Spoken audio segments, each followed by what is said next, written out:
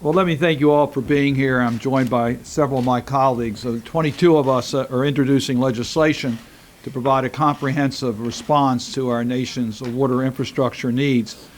Flint, Michigan was a wake-up call for our nation.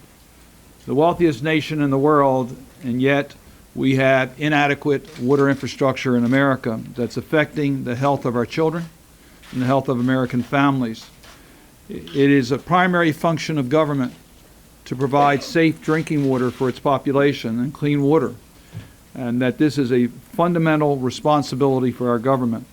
Our public health and environment depends upon it. What happens in Flint, Michigan is not isolated. The problems of water infrastructure needs are throughout our country today. And the problem is, for many in our political system, out of sight is out of mind.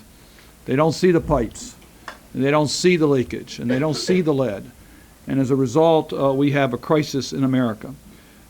Flint is not an isolated circumstance. The Environmental Protection Agency has estimated that the needs over the next 20 years for water infrastructure in America is $655 billion. That's $655 billion.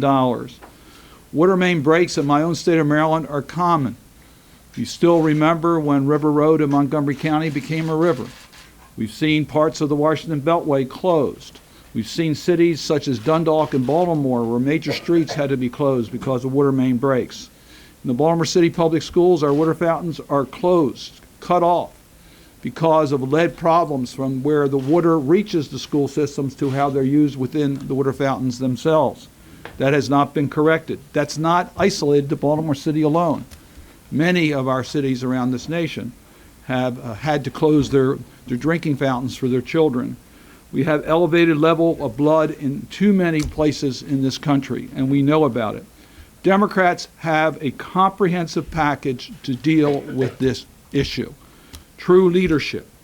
And I could go through what it stands for, but it's right there. I'll let you all read it. But true leadership, we have combined bills that have been filed by many of my colleagues to deal with water infrastructure in America. This should not be a partisan issue. And we look forward to working with our colleagues on both sides of the aisle because this is a national problem affecting every state in our nation. The True Leadership Act of 2016 will deal with investing in water infrastructure, $70 billion over a 10-year period. It more than triples the funding for the Environmental Protection Agency's Drinking Water State Revolving Fund and Clean Water State Revolving Fund. It increases funding and permanently reauthorize the Water Infrastructure Financing and Innovation Act, WIFIA. It removes the cap on private activity bonds for water and wastewater infrastructure projects. It accelerates research into water technologies. It reforms lead notification, testing, and transparency. Establishes a mandatory reporting requirement for states to report elevated levels of blood in children. It updates EPA standards for lead.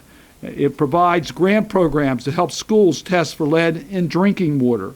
It provides for emergency response for FEMA so that they can respond to crises when we have lead-contaminated drinking water.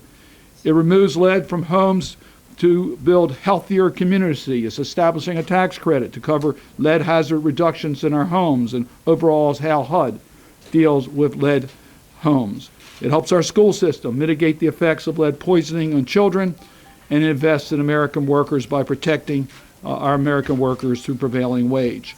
This bill is comprehensive, and I thank my colleagues, that are here, and there's many that are not here, that have contributed to help develop this legislation. One last point. U.S. Conference of Mayors indicates for every dollar we spend on water infrastructure, our gross domestic product, our GDP, will grow by $6.